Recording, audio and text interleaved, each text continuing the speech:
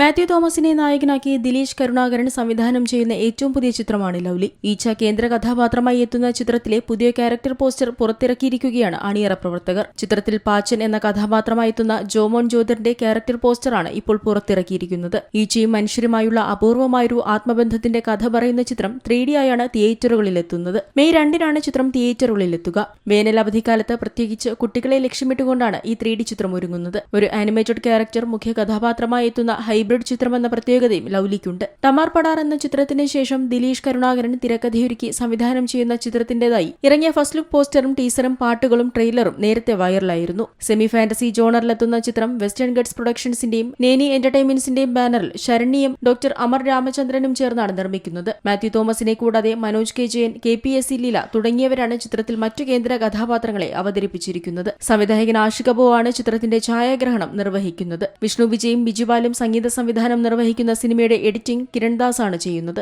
Entertainment desk, Zee Malayalam news. ഏറ്റവും പുതിയ വാർത്തകളും വിശേഷങ്ങളും വിരൽ തുമ്പിലറിയാൻ സീ മലയാളം ന്യൂസ് എല്ലാ ഡിജിറ്റൽ പ്ലാറ്റ്ഫോമുകളിലും ലഭ്യം.